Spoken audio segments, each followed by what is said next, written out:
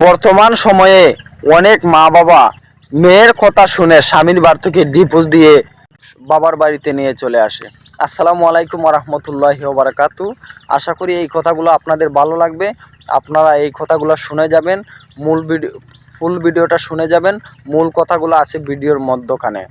তো কথাগুলো হচ্ছে, আমরা যারা মা বাবা, আমার মেয়ে, আপনার মেয়ে, অন্যর বোন, আপনার বোন, আমার বোনকে স্বামীর বাড়ি থেকে ওই মেয়ের কথায়, ওই মহিলার কথায়, আপনার বোনের কথায় স্বামীর বাড়ি থেকে ডিভোর্স দিয়ে নিয়ে চলে আসেন।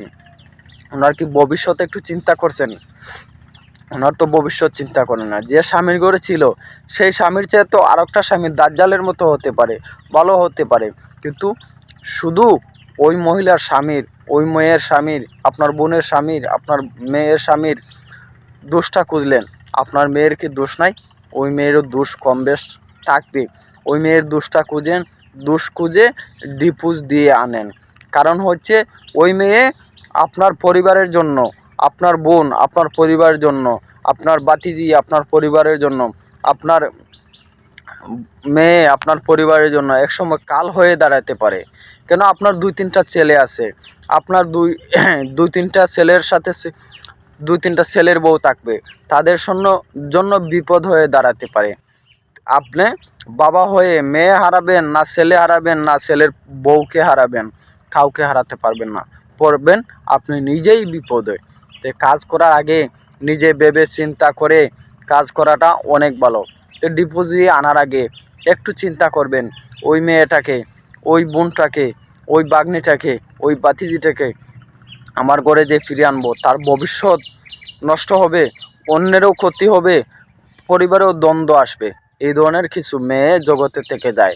তাই ডিভোর্স দেওয়ার আগে ওই মেয়েকে বোঝানোর চেষ্টা করেন, ওই মেয়েকে ভালো করার চেষ্টা করেন। তো মেয়েরও উপকার হবে, যে স্বামীর কাছ থেকে তাকে ডিভোর্স দিয়ে আনতেন তারও একটু উপকার হবে। কারণ হচ্ছে, সব পুরুষ খারাপ হয় না।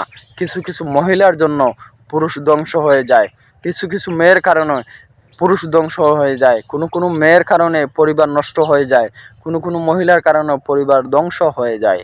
তাই আসলে এই ধরনের মহিলা যারা, মা বাবা, আত্মীয় স্বজন যারা দায়িত্বশীল আছে, তাকে একটু বোঝানোর চেষ্টা করুন। বোঝানোর মাধ্যমে তাকে স্বামীর ঘর করার চেষ্টা করুন। অতি তাড়াতাড়ি ডিভোর্স দেওয়ার চেষ্টা করবেন না, ডিভোর্স নেওয়ার চেষ্টা করবেন না।